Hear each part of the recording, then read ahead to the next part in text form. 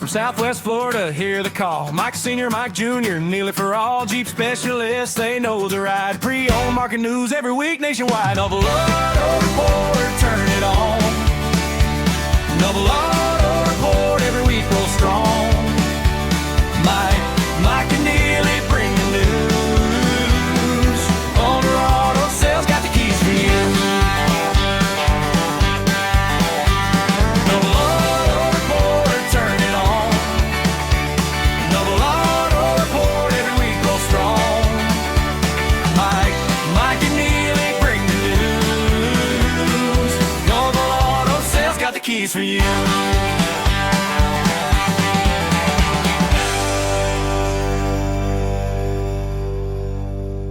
Hey everybody, and welcome back to the Noble Auto Report, episode number 5. We're Noble Auto Sales in Englewood, Florida. We're glad that you're here listening once again. Dad, how are you today? You know what? I couldn't be better. Life's good, life's wonderful, and it's just been beautiful out. Yeah, guess what? But Neely's back. Neely! hey, Neely, yay! Missed you guys. Yeah. Did you have a good trip? I did. Happy to be back. Yeah? It was a heat wave up there. It was pretty hot. It was very hot. 100 degrees? Yep. And It's then it hotter went than to Florida. 60 degrees and rainy. In like a day. In a day.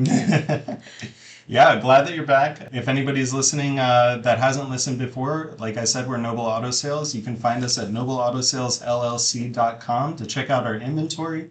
We do a podcast every single week just to give some information on the car buying market here in Southwest Florida and generally to the best of our ability nationwide. We also have the ability to find any car that you're looking for. If you don't see what you're looking for on the website, just fill out our car finder form on the website. We'll get back to you just as soon as possible. And you can find us on every social media platform at this point at Noble Auto Sales. Give us a like and a follow and join us. We're here to help. And if we can help anything that you have questions for, just reach out. Our phone number as well is 941-22-NOBLE, which is 941-22-66253. All right, guys, are you ready to get into the news and the stories for this week? Sure. Yeah, bring it. First thing we always do, Dad, hit them with the market report. Well, the market it's up again. A little bit more since we had the holidays over, which we were talking about a bit last week. The market's strong for used cars. New cars, it's a good time to buy a new car because they're not selling as many as they'd like to. But we are finding that there are always good deals out there to be made, whether they're used or new. And that's what we do. Yeah, we got a few deals brewing this week around the office. Hopefully they come through on, what is it? We got a couple Land Rovers that are here. Yeah, we've got a couple really nice Land Rovers that we found out that a lot of people are off of the Land Rovers. They don't like the older ones. They say that they had a lot of issues. But we found that 2016 and newer, we're finding that they have a lot less issues and they're a lot better vehicle. And the diesel. The diesels are fantastic. If you look into it, you'll see that in Europe, that's what everybody drives is a diesel, either a car or a diesel Land Rover, because they're so much better on fuel efficiency. They're 22 miles to a gallon in the city and 29 miles on the highway, and very, very durable. That's pretty good. And they got a pretty decent sized tank on them too, don't they? They do. They got really good mileage, and Neely, you showed a couple this week. Yeah. So the other thing that we were going to go through this week was part 4 of our car buying series. Last week, Dad, you and I, we talked about the test drive and things to look at when you're looking inside the vehicle. And so let's assume that all of that goes well.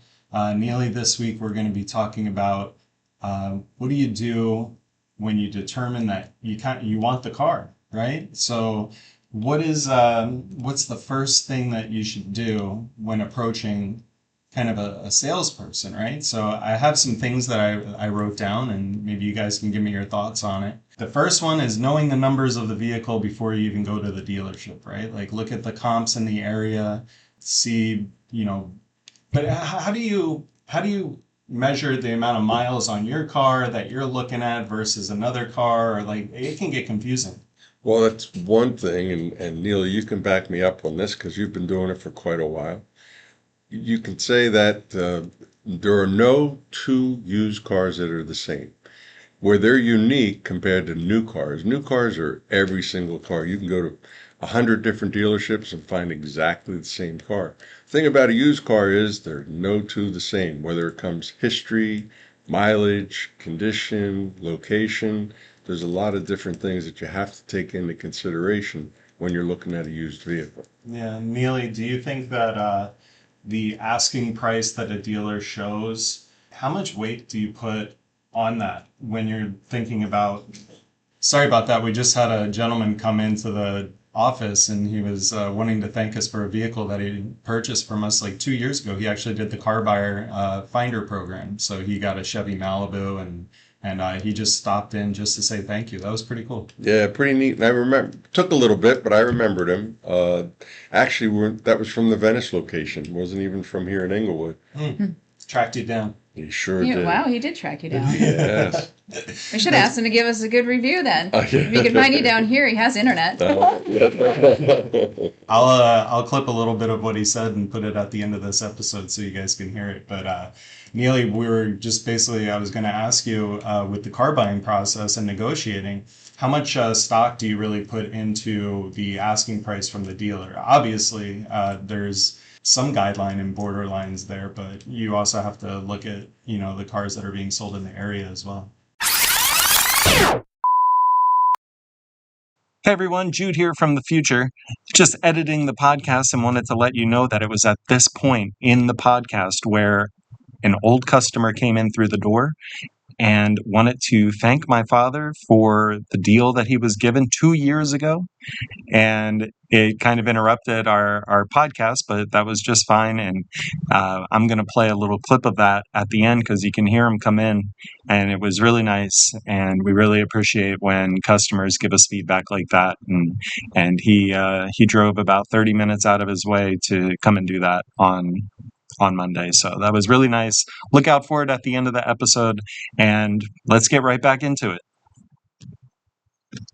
I mean, to be truthful, everything's negotiable. Right. But, most time these days, there's not as much wiggle room as everybody thinks. Everybody automatically thinks you're going to come on the lot and, you got $5,000 of wiggle room. We don't have that much. Because we're trying to be as fair price in the competition. Mm-hmm. And we have the internet now. Yeah. We're not back in the 1980s where, the markup was probably that, if not more back then. Especially with only the $100 dealer fee, right? Right. We've been talking in the past about how dealers can hide behind all the fees that they'll end up charging, but not really in our case. No. So, I mean, we're not making, we don't have, $11.95 dealer fees. So we don't have all that padding on top of it. So there's not a lot of room when it comes to us. I mean, we can negotiate and there is negotiation, but Right. we try to be as fair as we possibly can be and be the best around. Yeah. So Absolutely. in typical negotiations, that you obviously, I would say, would want the other person to give you a price first, right? Well, that's always nice to work from what the other person has to say. Some people don't want to give that information up, but it is always better to say, what do you think, or what will you take, and work from there. But again, like Neely just said, we do try and price our things correctly so that there really isn't much need for negotiation. Is there negotiation? Of course, there's always a certain amount of room. But then if you look at the market and you're familiar, like you said, with the market, if we're offering a vehicle for $12,000 and you've done your research and find out that everybody else is at 13 and 14, then really there's no need for much negotiation. Yeah, and I was going to give a couple examples of it just really varies from transaction to transaction, right? We had the Hyundai Elantra that was here, and it was priced great. I think it was priced at $5,200. We had multiple calls on it, so the demand was there. And it was a cheap car that was running great. There was no negotiation, right? It was, do you want it? Because there's 2 or 3 people that are lined up behind you ready to take a look at it, right? But also, if you're a buyer, you might want to do your research and look and try and keep note of how long something has been on a website or listed for sale. Because sometimes you might find a deal that way where somebody might want to, get rid of cars in their inventory that have been there for a while. Well, that can be true at certain locations, but pretty much where we are, we find that we put vehicles at a right price, but they're necessarily they're not necessarily one that somebody else is coming to look at. If you get to a large dealership, a lot of times that's true, where they have 300 and 400 cars in inventory and they've had them sit for 60, 90, 120 days, then yes, that's true.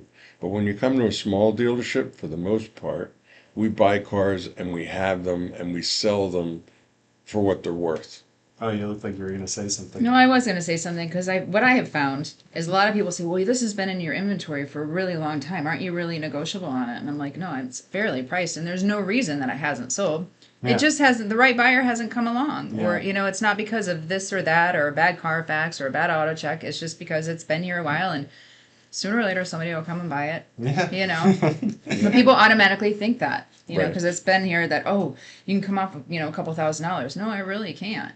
Well, that's great. That's why I'm putting this stuff out there. You guys can point me in the way that it really is. Well, and if that's the case, then we'll just turn around and take it right back to the auction sometimes. Well, that's We have that availability. That's like maybe like a couple of weeks ago, there was a guy that was looking at the Suburban that we had, and I was like, we're going to be bringing it back to the auction. If nobody wants it, it's getting picked up on Monday if you want it. He was like, well, why don't you just give it to me for the auction price? Right. I was like, that was a nice try. It is a nice try, and sometimes people don't understand that the price we may be asking is the auction price, because we've had it for a little while, but that still means that it's worth what it's worth. It's not worth less than what it'll do in a wholesale market. Yeah. So would you say generally, like just as a guide, because we're, trying to help people, if there's an asking price and you're at a dealership where there is wiggle room on the vehicle that you're looking at, they're doing the trick where, they have to go talk to the sales manager and I'll be right back and all that. About how much do you think generally, or when do you know that it's the bottom? When do you know, like, they're not going any lower? Like, I have no more wiggle room here. Well, I think you pretty much know you're at the bottom when they say, I'm sorry, and you get in your car and you start to drive away. That's it. That's usually it. And maybe you'll get a phone call later, but I think the biggest problem is, and we try not to do it here, is not to do that big fight and struggle. It's too much work for everybody. Probably the biggest compliment that we get here is that, gee, that was easy. And that's what it can be. It doesn't have to be that long struggle where you have to see the manager, then you got to see the general manager. So if you start getting into that at a big dealership someplace, then you just have to get up and say, excuse me, I'm going to go look somewhere else because this is too much work. I want to enjoy my car buying experience. I don't want to feel like I'm going through work and somebody's pulling my teeth out. Yeah. It takes the fun out of it when you have to go back and forth and do that arguing. Absolutely. It's supposed to be a good experience. You're buying a new car that you're going to enjoy driving. Yeah. You should walk out of there going, God, that was easy. It That was easy. fun. It And was look at my easy. new car. It was Yeah. easy, fun, and man, this felt like Christmas. Yeah. It is. 100%. It is it's the first thing pretty much that I tell people outside of, that we won Best of Englewood. And then it's why did we win Best of Englewood? And it's because we don't like to pressure people. We don't like to have like back and forth haggling and, this is where we're at. Where are you at? Let's see if we can meet in the middle. And that's it. Like there's no hidden trap doors anywhere. Yeah. Before we move on to the news, just one last point with negotiating. A lot of times when you purchase, and this is more on the news side, but they get you into the finance office and they have all these add-ons, right? They have VIN etching, fabric protection, paint protection, wheel protection. How good are those deals? Well, I think you have Neely's to. shaking her head. Yeah. You have to. Etching. VIN etching is VIN etching. Etch it They in the etch window. it into the window, or they'll etch it into a position somewhere on the car to make you think that if it got stolen, you'd always be able to verify the VIN.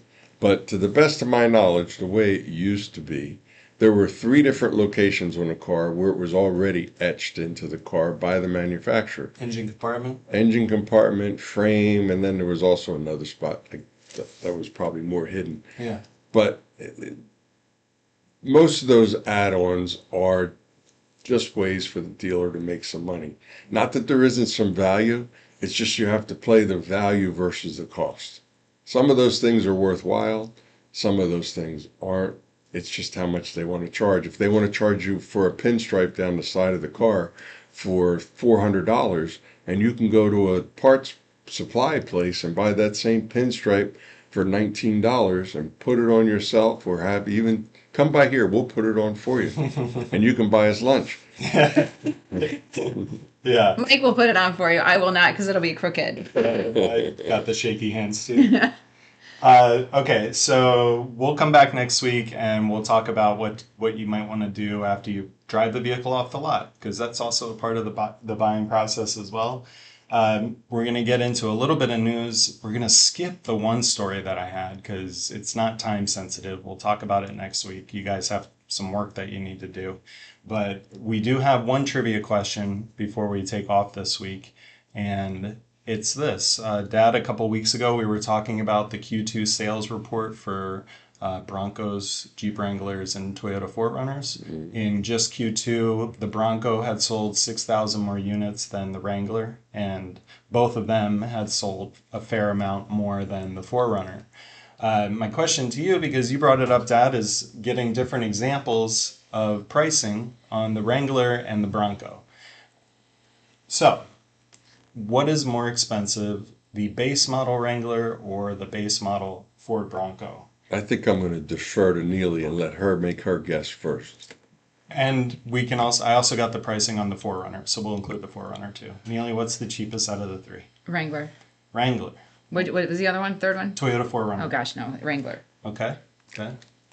Just to be different, I'm going to go with Bronco being the cheapest. And what's the most expensive? I'm going to go 4Runner. 4Runner, Okay. base 4Runner. Yeah. Okay, so the Toyota 4Runner is the most expensive at $41,800. We have that's actually, I'm sorry, that's the SR5 trim. Yeah. So that is the base though for the 4Runner. That's what I would have to look it up. I'm not a think that is Toyota the base. expert here, but it's what I found.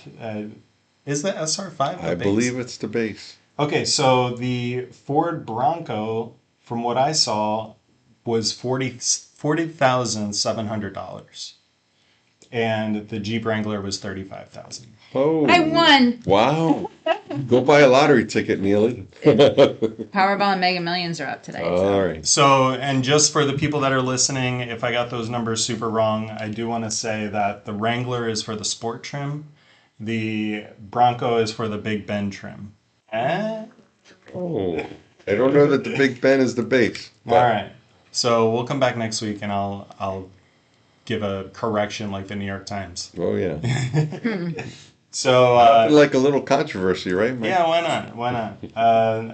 Anyway, we'll talk more about that next week. And then also there's a new Jeep Wrangler that's in the works. I read an article. It looks really cool. It's kind of based off the Scrambler SRT. Oh, nice. Or I'm sorry, they're building a Scrambler SRT, and it's based off the Gladiator. Oh, that should be pretty cool. Yeah, Probably got a there's- V8 engine in it. That's what they're talking about. And there's a lot of other cool bells and whistles that I think you'll find pretty neat that we can go through. Yeah. So again, everybody, thanks for listening. Neely, thank you for being here. Dad, thanks for being here as always. Thank you, Michael. Yeah. We are at Noble Auto Sales on all the social media platforms. We would love to hear from you. Give your comments, and we will be back next week with an all-new episode. And we hope that you have a good week and also a good weekend, because this is coming out on Friday. And we'll talk to you soon. All right, bye. Hi. Bye. Okay. Oh, the car wants to think. Who is it out there? Hey, how are you? Bought a car from you a couple of years ago. You did. How you doing? Fine. The car's really running well. Thank you very much. That's great. I appreciate that. Thank you. Thank you so much. Thanks for Thank stopping you. in. What was the vehicle? It was a Malibu, Yeah? white Malibu. Yeah. I believe I asked for it. We asked for it, and sure enough, And we tracked it. Yeah. What's the girl's name? Don't tell me. What's the first letter? L. L. Was it? Leah? No, Lorraine? No. Linda. Then the button. Yeah, I remember now. And I think it was white with tan interior. It's white with black interior. I was close. I missed it by that much. Good. I'm glad to hear that. Nice to see you again. Thanks for stopping. Appreciate it.